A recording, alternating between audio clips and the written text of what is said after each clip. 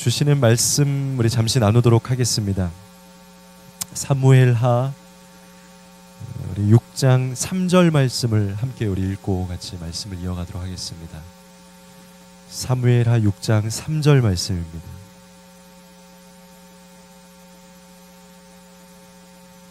혹시 마이크 소리가 잘 들리시나요? 작거나 그러지 않으시고요. 예, 그렇습니다. 그럼 모니터에 조금 넣어주실까요? 네. 사무엘하 6장 3절 말씀 같이 한번 읽도록 하겠습니다. 함께 읽겠습니다. 시작.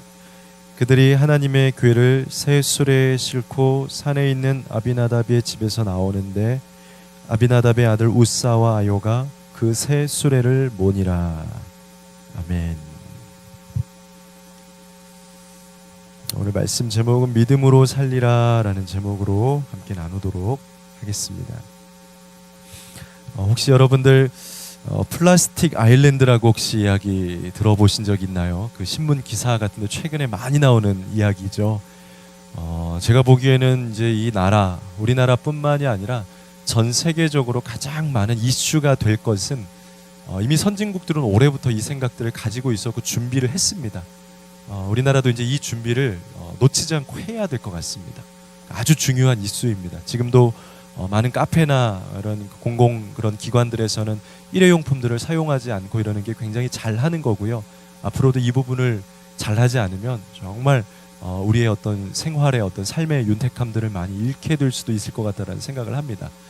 플라스틱 아일랜드라는 거는 우리가 앞서 그림에서 본 것처럼 사람들이 이렇게 쓰레기 같은 거 있죠, 일회용품 같은 거, 특별히 썩지 않는 그런 것들을 이렇게 무방비하게 자기가 조금 편하려고 일하시다가 또 가정에서 조금 더 이렇게 수월하게 하기 위해서 이렇게 무차별적으로 이렇게 버린 거예요. 이제 바닷가에도 이렇게 버립니다. 제가 그 오래전에 그 해군 이렇게 그 군병 우리가 할 때 제가 이제 해군 출신입니다. 그래서 배를 쭉 타는 그런 직병은 아니었는데 배를 타는 잠깐의 기간이 있었어요. 이렇게 왜냐하면 그 육상 근무를 하는 그 우리 수병들한테도 그 해군이 어떤 생활인지 체험을 시켜줘야 하기 때문에 체험을 조금 잠깐 했었습니다. 근데 정말로 배를 타 보니까요, 그 배에서 얻어지는 많은 것들을요, 이렇게 아주 조심스럽게 뒤에다 버리기도 하더라고요. 그렇게 되죠. 우리도 이렇게 하다 보면은 바다가 워낙 넓으니까요. 근데 이제 그런 것들이 거기에서뿐만이 아니라 우리가 살아가는 많은 실생활에서 내가 조금 편하려고, 내가 조금 더 빨리 이것들을 이루려 하다 보니까 그런 뭐 산업 폐수라든지 쓰레기 같은 것들을 많이 버리는 겁니다. 그러다 보니까 그런 것들이 다 우연하게 뭐 해류와 조류와 이런 것들이 잘 돌고 돌다가 이렇게 운행들을 하다가 한 곳에 묘하게 이 바다의 그 바람이 마주치는 곳에 이렇게 모아진 거예요. 그게 정말 이렇게 조그만 사이즈가 아니라 어마어마하게, 우리가 수영장 같은 데도 이렇게 실내 수영장이나 이렇게 야외 수영장인데도 이렇게 오랫동안 좀 방치된 데 가보면요, 넓은 사이즈인데도 묘하게 쓰레기들이 한 곳에 모이는 걸 보게 될 거예요. 가보면은 묘하게 이렇게 같이 이렇게 막 뭐 뜨문뜨문 머리카락 같은 거가 다 그쪽에 뭉쳐요. 묘해요. 이게 바람과 또 이 자기 물체들이 가지고 있는 그런 힘들의 영향들이 이렇게 응집력 같은 걸 갖고 이런 게 다 해서 만나게 되는데, 그게 굉장히 크게 이렇게 쫙 모여 있는 걸 보게 돼. 근데 그게 바다에서도 동일하게 이루어지는 거예요. 근데 그게 섬처럼 아주 어마어마한 사이즈로 커지게 되는 거를 플라스틱 아일랜드다라고 해서 우리가 명칭을 하면서 사람들이 걱정하고 염려하는 그런 기사들을 많이 봤습니다. 저는 이 요즘에 이 무너지는 자연의 현상들을 보면서 굉장히 중요시 여기는 한 가지 우리의 삶의 태도와 관점 중에 하나가 방법론이라는 생각을 하게 됩니다. 방법론. 우리가 어떤 인생을 살아가게 될 때, 삶을 살아가게 될 때 우리가 원하는 것들을 이루죠. 우리가 걸어가야 될 것들을 걸어가는데 거기에 어떤 방법을 사용하냐, 어떤 순리대로 우리가 걸어가냐, 이게 굉장히 참 중요하다라는 생각을 이 플라스틱 아일랜드를 보면서 느끼게 됐습니다. 내가 원하는 목표를 위해서 할 수 있는 모든 방법들을 마음대로 쓴다. 그러면 결국에는 아일랜드가 생기는 거예요. 근데 그것이 행복한 아일랜드가 아니라 플라스틱, 아주 쓰레기 같은 그런 아일랜드가 우리의 삶 가운데, 우리의 미래 가운데, 우리는 이제 얼마 안 있으면은 우리가 생을 다하다 가게 되겠죠. 그러나 우리 후세대들에게는 이런 아일랜드만 남겨주고 가게 된다라는 것이죠. 그래서 저는 그리스도인에게 한 가지 사명이 있더라면 그 사명은 무엇인가? 그리스도인들은 어떻게 살아야 되는가? 그런 관점들을 많이 이야기할 때 저는 건강한 방법론을 가지고 살아가는 것, 건강한 삶의 원칙들을 가지고 살아가는 것, 깨끗하게 살아가 주는 것, 이것이 우리에게 어쩌면 하나님이 주신 한 가지 중요한 사명이 아니겠느냐. 왜냐하면 오늘 저는 오늘 이 사무엘 하에 나오는 다윗이 법궤를 옮기는 그 장면 속에도 이와 비슷한 모습을 발견을 하게 됩니다. 다윗이 법궤를 너무 사모합니다. 다윗은 이 법궤를 통해서 정말 그곳 안에 하나님의 은혜가 있더라는 것을 많은 선배들을 통해서, 선조들을 통해서 익히 들어왔습니다. 그리고 많은 소문들을 통해서 이 다윗의 법궤가 있는 곳에 물론 다윗의 법궤가 지금은 빼앗겨 있었습니다. 블레셋과의 전투에서 우리가 아벡 전투라고 하는 곳에서 사무엘의 때에 이 법궤를 잘 사용해야 되는데 너무 욕심을 가지고 욕망을 가지고 전쟁터에라도 이 법궤를 가지고 오면 이길 수 있겠다라는 어떤 인간적인 마음을 가지고 법궤를 전쟁터에 가지고 나왔다가 그 자리에서 하나님이 노여워하셔서 이 법궤는, 이 나의 예배는 우리 인생의 승리와 어떤 우리의 그런 어떤 정치적인 싸움에서 쓰이는 그런 도구와 그런 욕망의 대상이 아니라 이 예배는 순수하고 순전하여서 하나님을 경배하고 하나님 아버지 한 분만 예배하는 것이 우리의 예배다라는 의식을 철저하게 보여주기 위해서 전쟁터의 욕심으로 가지고 나왔던 그 법궤를 블레셋에게 뺏기게 됩니다. 그래서 그렇게 빼앗겼던 법궤가 여러 가지 우여곡절을 통해서 블레셋에서는 그들이 법궤를 감당할 수가 없어서 많은 사고와 피해를 겪다가 이스라엘로 돌려보내게 됩니다. 그리고 이 법궤가 이스라엘의 한 시골 마을에 오랜 시간 동안 갇혀 있게 됩니다. 아무도 손을 대지 못하는 그런 상황 속에서 있게 됩니다. 어쨌든 이 법궤에 대한 이야기를 다윗은 듣기는 들었고 여러 가지 소문들을 통해서 경험은 하였는데 너무나 자신의 삶 속에 이 법궤가 필요하다는 것을 알고 가져오고 싶어서 다윗이 왕이 된 이후에 이 법궤를 가져오기 시작합니다. 그 운동을 시작을 합니다. 근데 오늘 사무엘의 6장에 나와 있는 이 본문의 말씀의 쭉 내용들을 살펴보면 다윗이 실패를 하게 되죠. 근데 왜 실패를 하게 되느냐? 바로 방법이 잘못되었기 때문에 그렇다라는 것입니다. 그래서 다윗이 어떤 방법을 잘못하게 되었는지, 왜 실수하게 되었는지, 우리는 어떤 방법론을 가지고 잘 살아가야 되는지, 그리스도인들은 세상을 살아갈 때 하나님의 자녀로서의 삶의 원칙을 가지고 살아갈 때 어떤 방법을 가지고 살아가야지 우리의 예배와 우리의 삶의 방법을 통한 아름다운 열매들이 이 세상에게 잘 펼쳐지게 될 것인지 방법론에 대한 이야기들을 다시 한번 나누면서 우리 말씀을 보았으면 합니다. 제가 가지고 있는, 사용하고 있는 핸드폰은 애플의 제품입니다. 애플 아이폰이라고 부르는 제품이죠. 아마 여기 계신 분들도 그 애플의 아이폰 제품을 아마 한 번씩 써보신 분들도 있을 거고, 특별히 또 젊은 세대들은 또 굉장히 많이 이렇게 환호하고 또 좋아하는 세대들이 많이 있습니다. 근데 이 애플이 인기가 있는 이유 중에 하나가요, 이 애플은요 다른 그 어떤 브랜드보다도 굉장히 많은 어떤 인기를 많이 얻고 있는데, 애플이 얼마나 많은 인기를 얻고 있느냐를 볼 때 그냥 이렇게 비교할 수 있는 대상 중에 하나가, 다른 브랜드들은 이렇게 매니아층을 형성하고 있지는 않습니다. 예를 들어서 좀 핸드폰을 이제 구입해야 될 때 그때 조금 더 이렇게 가격도 저렴하고 가성비도 좋고 그런 제품을 좀 이렇게 구입을 합니다. 그래서 많은 사람들이 이 제품도 구입했다가 저 제품도 구입했다 그럽니다. 근데 대부분 애플 계열을 구입하는 사람들은요, 대부분, 아닌 분들도 있습니다. 적응하지 못하게 되면 빨리 다른 걸로 이렇게 바꾸게 되는 분들도 있지만, 대부분의 사람들은 이걸 한번 딱 구입하게 되면 여기에 이제 매니아층이 형성이 돼요. 그래서 애플을 사는 사람들은 굉장히 탄탄한 것들 중에 하나가 뭐냐, 지금도 물론 애플 아이폰이 회사가 많이 어렵다고는 하지만 그 회사가 대단한 건 계층이 이렇게 다른 데들처럼 막 이동이 안 된다는 거예요. 그냥 이 사람들이 계속해서 이것만 이용을 해주는 거야. 거기에 조금 붙고 떨어지고 이렇게 하는 거죠. 계속 그 거대한 두께의 어떤 줄기가 그대로 가죠. 그러니까 매니아를 형성하고 있대요. 그만큼 이 애플이라는 것에 굉장히 환호하고 이것이 가지고 있는 어떤 매력에 빠져 있는 사람들이 굉장히 많이 있다라는 거예요. 근데 이 애플만이 가지고 있는 이 저력이 뭔가? 왜 이 애플은 그렇게 사람들을 돌려먹기 싫고 서로 이렇게 이 사람 저 사람 이렇게 계층을 형성하는 게 아니고 자기들만의 허락된 그런 매니아들을 데리고 이렇게 운영을 할 수 있는가? 그만큼 이렇게 열광을 받고 있는 이유가 뭔가? 뭐 여러 가지 뭐 관점들이 있겠지만 제가 생각하고 있는 한 가지 이유 중에 하나는 그들이 자기들만의 어떤 자신만의 원칙과 자기들의 스타일을 고수하고 있기 때문에 그렇다라는 생각을 하게 됩니다. 첫 번째로 그들은요 디자인을 잘 바꾸지를 않습니다. 많은 제품들이 디자인을 많이 바꾸면서 옵니다. 근데 애플은 바꾸지를 않습니다. 거의 그대로입니다. 심지어 이번에 새로 나온 이 애플 시리즈의 핸드폰이 이제 그 아이폰 10입니다. 버전 10이 나왔습니다. 근데 이 10이 인기를 많이 누리긴 했어요. 왜냐하면 화면이 많이 넓어지는 그런 스타일을 채택을 했거든요. 근데 아직도 많은 사람들이 8 버전 시리즈를 찾습니다. 왜 그러냐면 아이폰이 원래 클래식한 버전의 스타일이 8 시리즈까지예요.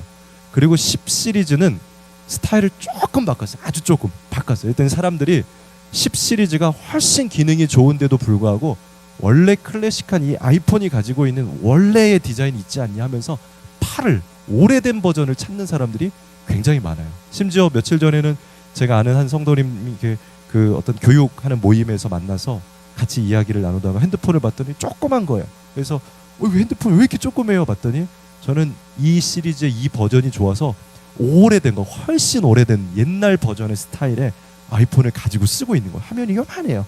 왜냐면 아이폰은 항상 손에 잡혀야 되거든요. 한 번에 이렇게 쓰고 있는 거예요. 그분을 보면서 매니아구나 이런 사람들이 있습니다. 근데 대부분 다른 브랜드들은 좋아하고 쓰긴 하지만 이 정도의 매니아층은 많이가 없어요. 특별히 아이폰이 디자인도 그렇게 가지고 있지만 또 한 가지는 뭐냐면 iOS라고 해서 시스템을 운영하는 이 체제도 자기만의 것을 고수해요. 다른 S전자, L전자 또 다른 심지어 외국에 있는 브랜드들도 다 안드로이드라고 하나요? 그 구글에서 나오는 그 시스템을 다 씁니다. 근데 애플만 유독 딱 자기들이 만든 자기들이 고수한 자기들의 체제를 만들어서 한번 자기 거에 딱 정리가 되고 거기에 몰입을 하게 되면 절대로 빠져나갈 수 없는 자기만의 철학을 가지고 끝까지 움직입니다. 그러다 보니까 한번 이 아이폰이나 이 애플 시리즈 어떤 뭐 맥북이나 이런 것들을 태블릿 PC 같은 것들을 쓰게 되면 거기에 매력에서 계속 어떻게 보면 굉장히 위험한 사고 발상입니다. 잘못되면 자기 노선에서 사람들을 모집하지 못하면 다른 데는 이 사람도 모으고 저 사람도 모을 수 있는데 이 사람들은 요것밖에 못 써요. 만약에 내가 이거 쓰다가 iOS를 다른 거 쓰려고 하면 고민돼서 갈아타야 됩니다. 다른 걸로 가야 됩니다. 그러니까 이 사람들은 굉장한 어떤 경우의 수를 던지고 우리 것만 써라. 우리 것만이 가지고 있는 매력이 있다. 그거 아니면 우리는 다른 거랑 혼용도 못한다. 같이 쓸 수 없다. 딱 굉장히 고집불통 같은 시스템을 가지고 있는 거예요. 근데 그것이 오히려 이 제품이 가지고 있는 굉장히 매력이고 많은 사람들이 알아주고 장점이 되고 있는, 물론 단점이 있습니다. 저는 애플하고 전혀 상관이 없는 사람이고요. 애플을 이번에도 핸드폰에 고민을 하다가 결국 또 그 시리즈로 가게 됐는데 너무 비싸요. 너무 비싸. 말도 안 되게 너무 비싸서 좀 낮춰줬으면 하는 마음이 있는데 결국 쓰다 보니까 손이 그렇게 갈 수밖에 없더라고요. 그래서 저는 이 사람들하고 전혀 상관없는데도 불구하고 삶의 원리를 생각할 때, 이것은 그냥 비유로 말씀을 드린 거고, 삶의 원리와 원칙과 같은 것에서 이야기할 때 많은 사람들이 실패하는 이유 중에 하나가 무엇인가?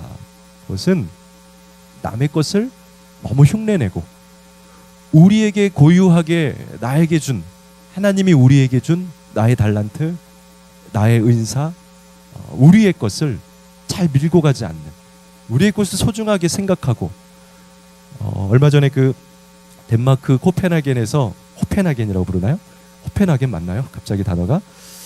거기에서 그 이렇게 포장마차를 운영하는 그 TV 프로그램이 있어요. 원래는 파리에서 운영을 하다가 호펜하겐으로 이동해서 거기서 포장마차를 운영하는데, 거기에 한 사람이 그 한국에서 운영하는 작은 포장마차에 와서 기분이 좋아서 너무 한국에서 운영해주는 이 분식집에서 제가 오늘 한 끼 먹으려고 왔습니다 하면서 거기 나온 프로그램들하고 같이 이야기를 나누는데 뭐 하는 사람이냐라고 이야기를 나눴더니 그 호펜하겐에서 호떡을 판매하는 거예요.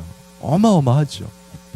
호떡. 처음에는 이 호떡이 통할 줄 몰랐는데 내가 여기서 뭘 하면서 살아야 될지 너무 막막해서 젊은 나이에 이곳에 와서 공부도 하고 했지만 어떤 거를 내가 해야 될까 고민을 하다가 내가 알고 있는 그냥 그 사람들이 좋아하는 스파게티를 팔거나 피자를 팔거나 이러는 것이 아니고 내가 잘할 수 있는, 그리고 내가 먹어봐서 가장 맛있었던 추억에 잡혀있던 그 호떡을 만들어야겠다, 내 거를 해야겠다라는 생각을 했다라는 거야.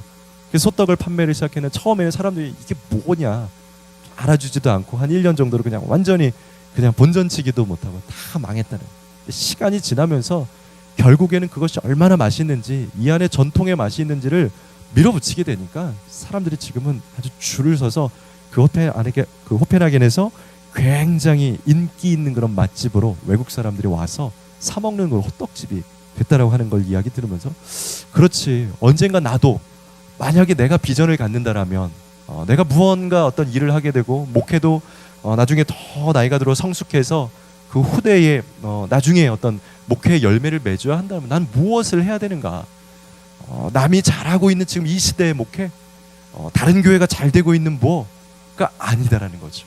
내가 잘할 수 있는 거, 나에게 주신 거, 하나님이 고유하게 나에게 주었던 그 원칙과 그 잘할 수 있는 것을 가지고 잘하는 거. 왜냐하면 그것을 한다라는 것은 하나님이 나에게 주신 것이기 때문에, 그것을 인정하는 것이기 때문에, 다른 말로 역으로 말하면 하나님을 경외하고 존중한다는 표현이에요.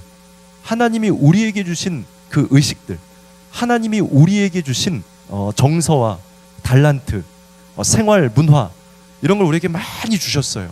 근데 그것을 인정하면서 우리가 그렇게 살아간다라는 것은 결국은 그것은 하나님을 경외한다라는 표현이에요. 근데 그것을 우리가 멀리하고 다른 곳에서 우리가 다른 것을 자꾸 찾아가고 있어요. 하나님 이미 우리에게 주신 은사와 달란트가 많이 있는데 다른 걸 자꾸, 이것은 다른 말로 하면 하나님을 멀리하는 거예요. 하나님 무시하는 행위와 비슷할 수 있다라는 것이죠. 다윗이 왜 이 법궤를 옮기는데 실패를 했느냐? 자신에게 주신 이스라엘 민족의 고유한 율법이 있었어요. 살아가는 삶의 방식이 분명히 있었어요. 법궤를 옮기는 방법이 있었을까요? 없었을까요? 있었어요. 그런데도 불구하고 이 다윗이 법궤를 이동하는 성경적인 율법적인 방법을 무시하고 너무 마음이 급했겠죠. 너무 갖고 싶었겠죠. 서둘렀겠죠. 나름대로 이성과 지식을 발휘했겠죠. 이성이나 지식을 발휘하는 것도 중요하지만 율법대로 하나님이 성경에 주신 그 방법을 기억하고 더듬어서 그 원칙대로 가는 것이 더 중요한 줄로 믿습니다. 그것이 더 중요한 겁니다. 우리가 지혜를 발휘하고 여러 가지 세상의 학문들과 세상의 어떤 방법론들을 따져서 여러 가지 통찰력들을 발휘해서 탁탁탁탁 끊어서 가장 좋은 방법을 찾는 것도 중요합니다. 그것도 지혜입니다. 솔로몬도 그렇게 했고요. 그러나 이 솔로몬도 그렇지만 그 모든 통찰력과 그 모든 지혜의 꼭대기에 있는, 가장 윗선에 있는 것은 항상 이 집도 반석 위에 집을 지을 때에 그 집이 비가 오고 파도가 쳐도 무너지지 않는다라고 성경에 말씀한 것처럼, 우리의 지혜와 지식이 많은 세상의 방법들을 가지고 많은 사람들이 보기에도 와 좋다, 어떻게 그런 지혜를 발휘할 수 있느냐라고 말을 하는 그런 지혜라고 할지라도, 그것이 율법과 말씀과 하나님의 진리와 지혜 위에 털을 닦지 않은 지혜와 통찰력이라면 그것은 언제든지 무너질 수 있는 지혜라는 거예요. 오늘 이 다윗이 그것을 발견한 거예요. 오늘 1절 말씀에 보면 다윗이 굉장히 많은 노력을 합니다. 1절에 보면 다윗이 이스라엘에서 뽑은 무리 3만 명, 3만 명은 어마어마한 무리입니다. 어마어마한 예배자들이고 군사들입니다. 3만 명을 모아서 이 법궤를 옮기겠다라고 나름 자기의 열정과 자기의 노력을 다합니다. 이 정도면 철저한 거 아니겠습니까? 3만 명을 준비해서 내가 저 다윗의 법궤를 가져오겠다. 이만큼 내가 힘도 생겼다. 내가 이만큼 군사도 건드렸고 내가 이만한 왕궁에서 내가 지금 살고 있다. 내가 옛날의 다윗이 아니다. 3만 명 가서 저것쯤이야 하나 내가 가져오겠다. 근데 그가 가지고 있는 이런 어떤 세상의 힘도, 어떤 권세와 권력도 하나님의 일을 하는 데 있어서는 통하지가 않는다라는 겁니다. 이걸 여러분 반드시 기억해야 됩니다. 우리가 어떤 세상에 많은 힘을 가지고 인륜과 연륜과 많은 것들을 비축하고 경험했다 할지라도 그것이 율법에 속하지 않고 하나님의 말씀에 속하지 않는다면 결코 통하지 않게 된다는 것. 오늘 다윗은 이것을 철저하게 깨닫게 됩니다. 3만 명의 무리들을 이끌고 가서 법궤를 가져오려고 했는데 우리가 3절 말씀을 보았죠. 3절 말씀에 보니까 그들이 새로운 방법을 가지고, 새로운 것은 아닙니다. 어떻게 다윗이 법궤를 옮겨야 되는지를 모르다 보니까 이것저것 고민을 하다가 3만 명을 데려다 놓고 막 고민을 합니다. 발을 동동동 구르는 거죠. 이거 잘못하면 죽고 벌써 블레셋에서 많은 막 우상들이 다 넘어갔고 큰일인데 어떻게 해야 되냐. 3만 명은 있는데 진짜 신령과 진정한 지혜는 없는 거예요. 여러분, 세상에 이런 사람들이 얼마나 많습니까? 어마어마하게 비축은 했습니다. 여러 가지 지식과 많은 물질과 비축은 해두었습니다. 근데 정작 그 하나님의 일 앞에서 발을 동동거리는 사람들이 너무 많이 있습니다. 뒤에 가지고 있는 배경과 백그라운드와 힘은, 그러니까 인생의 어떤 연륜과 힘은 많이 비축을 했는데 하나님 앞에서 하나님 그 방법으로 해야 되는 그 방법을 모르니까 발을 동동 구르면서 손을 댈 수가 없어요. 그러다 보면 어떻게 되냐면요, 결국에는 하나님의 방법이 아니라 힘은 가졌는데, 인간적인 힘은 가졌는데 그것을 실행하는 것이 하나님의 방법이 아니라 사람의 방법이나 타인의 방법을 사용하게 돼요. 그런 모습이 교회 안에도, 그리스도인 안에도, 크리스찬 안에도 많아요. 막 짬뽕이 된 거예요. 그냥 쉽게 말해서 내가 하나님의 사람으로 태어났는데 살아가는 삶의 원리에서는 세상의 방법으로 살아간 거예요. 여러 가지 지식과 요즘 부모님들의 아이들을 향한 그 교육은 엄청나지 않습니까? 한국인들의 교육 그런 것들을 통해서 많은 문화와 여러 가지 언어 경험을 했죠. 그래서 지식도 지혜도 머리도 많이 커졌습니다. 그리고 물론 교회도 다녔죠. 그런데 그것을 정말 살아가는 방법들을, 써먹는 방법을 많이 삶에서 배워보지 않으니까 정말 그 아이들이 그 삶의 현장에 딱 나아갔을 때는 무서운 법궤를 마주하는 것과 마찬가지인 거예요. 법궤가 눈앞에 딱 있는 거예요. 사실 이건 두려운 게 아니에요. 우리들은 이미 예배 현장에서 늘 법궤를 경험했어요. 늘 법궤를 가까이 했어요. 하나님의 임재를 보면서 살아갔어요. 그런데 그것을 정말 나의 법궤로 여기고 살아가고 그것을 삶에 적용하는 삶이 없다 보니까, 실제 생활에서는 세상의 방법으로 살아가 보니까 이걸 영적으로 어떻게 컨트롤해야 되는지를 모르는 거예요. 그러니까 정말 이름으로는 그리스도인이라고 말하지만 그것을 다뤄야 되는 이 현장에서는 내가 이미 머릿속에 가지고 있었던 이성적인, 지성적인, 사회적인 통찰력을 가지고 대합니다. 그래서 다윗이 발휘한 그 방법이 뭐냐면 블레셋이 사용했던 방법을 쓰는 거예요. 성경이 말했던 방법을 쓰는 것이 아니고, 하나님이 알려주신 율법의 방법을 쓰는 것이 아니고, 우리가 가지고 있는 고유한 우리의 방법을 쓰는 것이 아니고, 블레셋이 사용했던, 보니까 저거 블레셋은 가져올 때 새 수레에다 넣어서 오더라. 그 새 수레가 오늘 3절 말씀에 있는 거예요. 그들이 하나님의 궤를 새 수레에 싣고 산에 있는 아비나답의 집에서 나오는데, 아비나답의 아들 우사와 아요가 그 새 수레를 모니라. 새 수레에다 실어갖고 몰고 가는 거예요. 그러니까 사고가 나죠. 영적인 일과 하나님의 일을 하나님의 일로 처리하고 생각하고 고민했어야 되는데 세상적인 방법을 가지고 이 법궤를 대한 거예요. 이 새 수레가 어디서 나온 거냐? 사무엘상 6장에 가보면 똑같은 새 수레가 나옵니다. 이 새 수레가 이게 아니었구나. 6장에 보면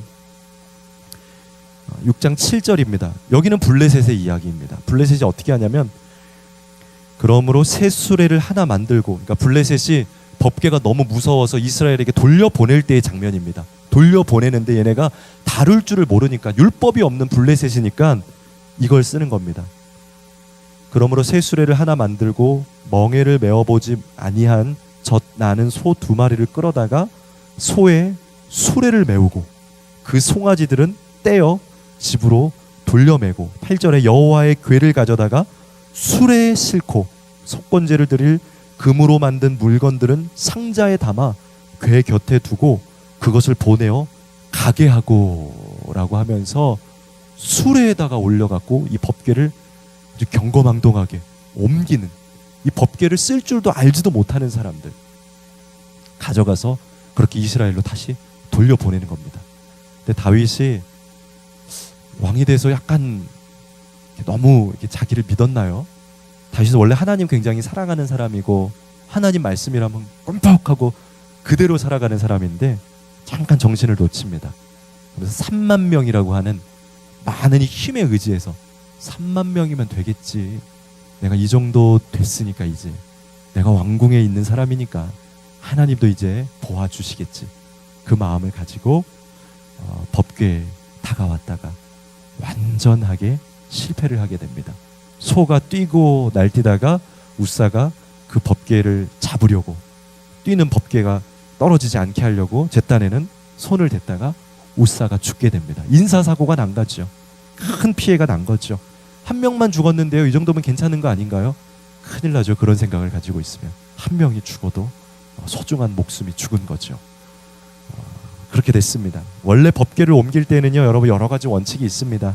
이스라엘 자손 중에서도 율법에 보면 고핫 자손, 그러니까 레위 지파에서도 그의 아들들이 있는데 그 중에서도 고핫이라고 하는 아들, 그 계열에 속한 자손이 법궤를 옮기게 되어 있습니다. 다 정해져 있었다라는 거예요. 또 이것을 옮길 때에는 레위인이 채를 만들어서 이렇게 나무로 되어 있고요. 그러니까 손을 안 대게, 그리고 여기 동그란 고리가 있어서 딱 해서 법궤에다가 이렇게 법궤에 있는 곳에다가 잘 꽂아서 이것을 나무 채로 들고 갈 수 있도록, 절대 손을 대지 않도록 이미 그 방법까지도 다 정해져 있었습니다. 그리고 절대 만지지 말아야 된다라고 되어 있습니다. 그런데 우사는 만집니다. 물론 뛰었으니까 만졌겠죠.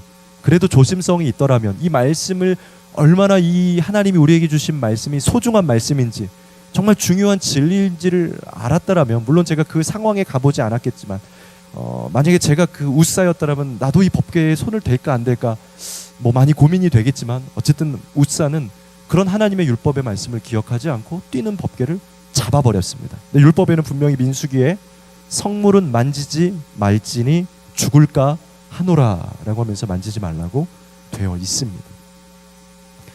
여러분, 얼마나 많은 그리스도인들이 세술에 세상의 방법을 사용하고 그것이 마치 나의 시스템인 양, 그것이 마치 나의 삶의 방법론인 양 살아가곤 합니까? 어울리는 비유인지는 모르겠지만요, 분명히 딱 어울리는 비유는 아닙니다. 적절한 비유가 떠오르지 않아서 들은 이야기를 한번 이렇게 감히 이렇게 좀 전해질까 해서 이렇게 한번 전하게 됩니다. 한 장로님이 은퇴를 이제 앞두시고 여러 가지 고민을 하시다가 택시 운전을 좀 해야겠다. 마지막 시기에 내가 좀 개인 택시를 좀 해서 마지막 노후까지 좀 잘 지내야겠다. 경제적으로 좀 준비를 해야겠다라는 생각을 하게 됩니다. 그런데 개인 택시를 이렇게 하려고 하면 이렇게 미리 준비되어 있는 그렇게 뭐 무사고 몇 년 이런 게 있지 않습니까? 근데 그게 딱 맞지가 않는 거랍니다. 그래서 고민을 하다가 봤더니 그 얼마 일정 이상의 그 돈을 주면 개인 택시 자격증이 나온다고 들었습니다. 맞습니까? 간증하시는 분이 그렇게 간증을 하더라고요.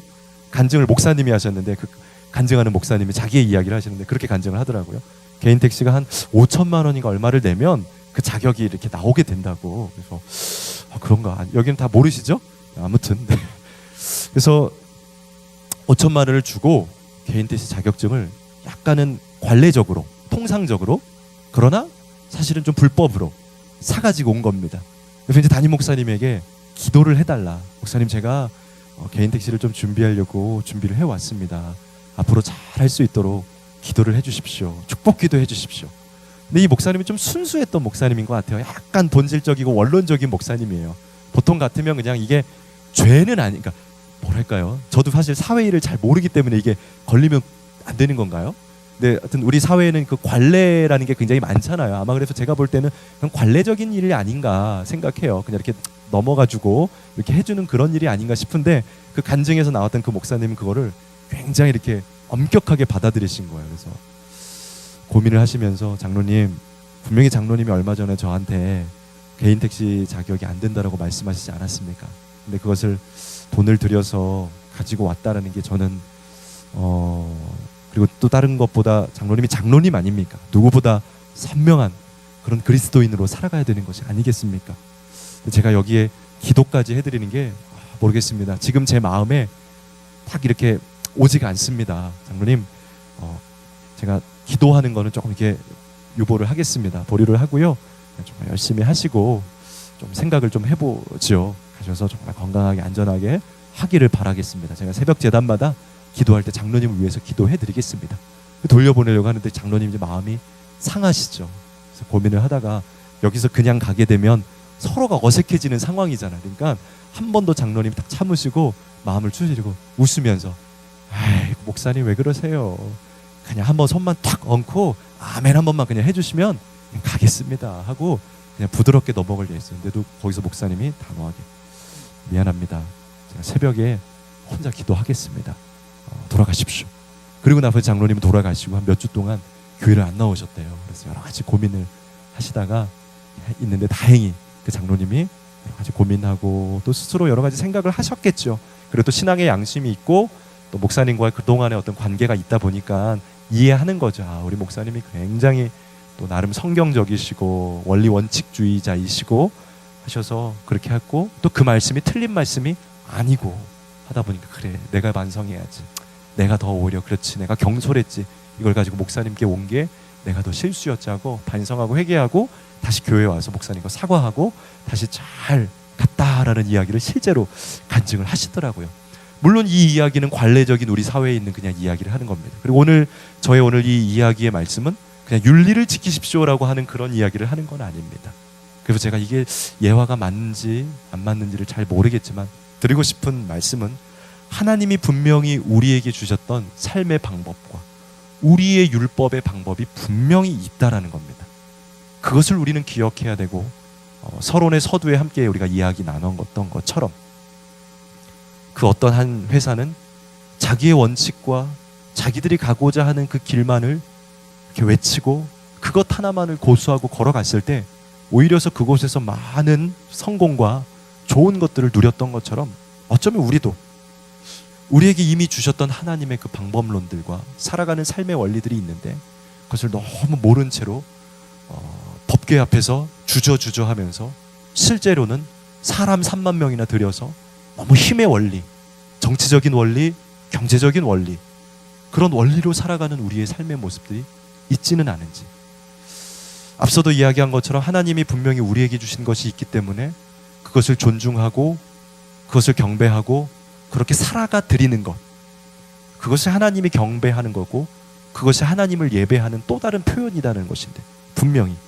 왜냐하면 우리가 우리 자녀들에게도 그런 것처럼 이것을 주었을 때에는 유산으로 주었을 때에는 어떤 것들을 가르쳤을 때에는 그렇게 살아가기를 원하는 마음으로 그것을 살아가는 것을 그 자녀들이 이렇게 살아가야지 그것이 결국 우리를 향한 공경이고 존중인 것처럼 하나님 우리에게 주셨던 이 법계의 원리들이 있는데 그것을 멀리하고 있었던 이스라엘 백성들의 오늘 마음을 보면서 앞으로 우리는 어떻게 살아가야 될까 아마 이제 갈등이 되실 거예요. 조금은 제가 맛만 드렸으니까 이와 비슷한 예가 다윗과 골리앗의 전투가 아닌가 싶습니다. 다윗은 어마어마한 그 골리앗 어떻게 보면 법계처럼 무서웠던 어떻게 손쓸 수도 없던 골리앗이 있는 그 전쟁의 현장에서 블레셋 사람들이 가지고 있는 블레셋의 방법을 쓰지 않고 심지어 사울 왕이 주는 사울의 방법도 쓰지 않고 내가 주는 갑옷과 투구를 써라. 그때 다윗은 저한테 어울리지 않습니다. 저한테 맞는 사이즈가 아닙니다. 사람은 항상 사이즈를 알아야 됩니다. 자기의 사이즈를 알지 못하면 옷 하나도 입으면 입는다고 입는 게 아니라 다 안 맞죠. 핏이라 그러죠. 핏이 안 맞으면 정말 아무리 값비싼 옷도 우리 몸에 정말 이쁘게 매칭이 되지가 않습니다. 사울이 쓰고 있었던 그 가장 값어치 있었던 그 왕이 가지고 있었던 그 칼과 투구를 주었을 때는 모든 세상의 명예와 권력을 다 주었다라는 말입니다. 그것을 아무에게나 주지 않습니다. 근데 다윗은 그걸 거부합니다. 그리고 내가 할 수 있는 것, 내가 배워왔던 것, 내가 알고 있던 것대로 하겠습니다 하면서 자기의 물맷돌을 꿰서 사울이 볼 때는 걱정됐겠죠. 저놈의 자식 저거 죽으려고 돌멩이 두세 개 가지고 나가는구나. 많은 사람들이 볼 때는 우리가 세상에 나아갈 때는 그리스도의 이름으로, 예수 그리스도의 이름으로 돌멩이 3개 가지고 나아갈 때 사람들은 저놈의 자식 죽으려고 그러는구나. 요즘 세상이 어느 세상인데 저런 방식으로 살려고 그래. 저런 원칙으로 살려고 그래. 우리는 자녀들에게 가르칠 때도 그러지 않습니까? 야, 요즘 세상이 어느 시대인데 교회에서 예배하고 기도했지, 나가서 살 때에는 조금 더 너 강인해져야 돼. 조금 더 머리도 팍팍팍팍 돌리고 조금 그렇게 해야지. 유도리가 있어야지. 융통성이 있어야지. 돌멩이 잠깐만 뒤로 넣어. 그거는 할 때 교회에서 꺼내는 거야. 나갈 때는 야, 칼도 있어야 되고 갑옷도 있어야지. 내가 사올 거는 못 주겠지만 엄마 아빠 거는 줄게. 자, 엄마 카드, 아빠 카드 주시지 않습니까? 많은 세상의 것들. 이 문제를 푸는 건 여러분들의 숙제입니다. 내가 세상에서 누구의 검을 들 것인가. 오늘 다윗은 그 사람의 검, 자기가 알고 있었던, 분명히 다윗은 자기 뜻대로 하는 방법을 알고 있었는데 중간에 조금 이렇게 잃었나 봐요. 깜빡했나 봐요. 왕이 되니까 정신을 못 차렸나 봐요. 그러니까 자기 방법대로, 율법의 방법을 다 잊어버리고 그 어마어마한 힘의 검을 가지고 와서는 법궤를 대합니다. 근데 하나님의 법궤는 그렇게 옮길 수가 없습니다. 물론 법궤 말고 다른 건 옮길 수 있습니다. 정말 하나님의 영광스러운 하나님의 그 임재가 있는 이 법궤는 절대 손도 못 댑니다. 그 방법으로는 절대 가까이 갈 수 없습니다. 세상에는 두 종류의 사람이 있어요. 두 종류의 크리스찬이 있습니다. 그 법궤에 가까이 가서 하나님의 방식과 방법대로 살면서 저 법궤의 영광을 누리는 사람. 나머지는 법궤까지는 못 가고, 왜냐면 저거는 딴 방식은 통하지도 않아요. 율법에 준 그 방식 말고는 못 건드립니다.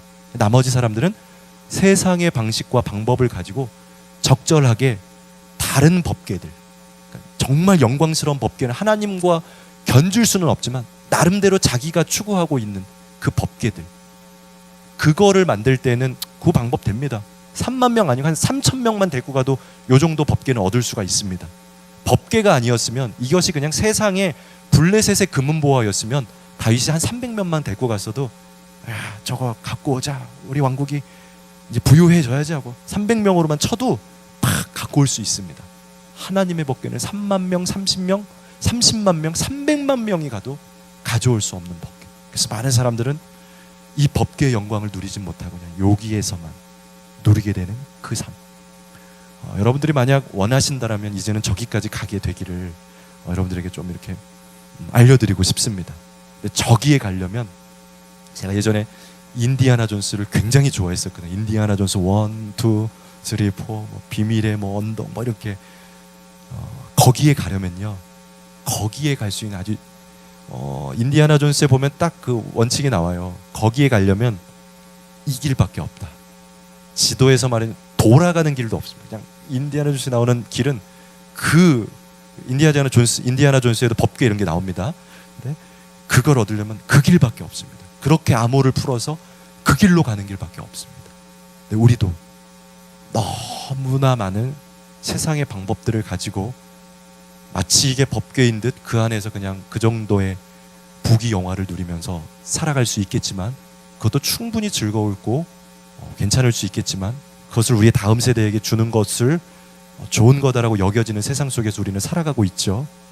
그 중에서 일부는 정말 하나님 말씀대로, 하나님 뜻대로, 성경대로 그리스도인들이 살아가야지 그것이 진짜 법궤의 삶을, 하나님의 영광스러운 삶을 살아가는 것이다라는 것을 알고 깨닫고 또 가르쳐주고 그렇게 자녀를 양육하고 그러는 분들이 아주 일부 있습니다. 여러분들도 이제는 그 법궤 안으로 깊이 다가갈 수 있는 여러분들의 삶의 원리와 원칙과 방법을 가지고 나아갈 수 있는 여러분 되시기를 간절히 주님의 이름으로 부탁을 드리겠습니다. 찬송가 가사에도요, 믿음이 이기네, 믿음이 이기네, 주 예수를 믿음이 온 세상이 이기네, 이런 가사가 있습니다. 오직 여러분들 안에 있는 삶의 믿음의 원리를 가지고 나아가게 될 때 그 영광스러운, 다른 사람들은 건드릴 수도 없는, 손 쓸 수도 없는, 블레셋은 손도 못 댑니다. 있어도 그냥 저겁니다. 그냥 이렇게 장식품 같은 겁니다. 못 댑니다. 이걸 아는 사람들만이 가질 수 있는 그 하나님의 돌보심, 그 하나님의 인도하심, 그거는 경험해 본 사람만이 압니다. 그래서 오늘 말씀은 여러분들에게 숙제처럼 이렇게 펼쳐들었습니다. 기회를 제공했습니다. 이제 이 길로 들어오는 건 여러분들입니다.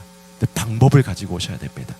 그래서 이 길 가운데 잘 사실 수 있는 여러분들의 가정과 자녀들, 이 나라와 이 땅이 되기를 간절히 주님의 이름으로 축원을 드립니다.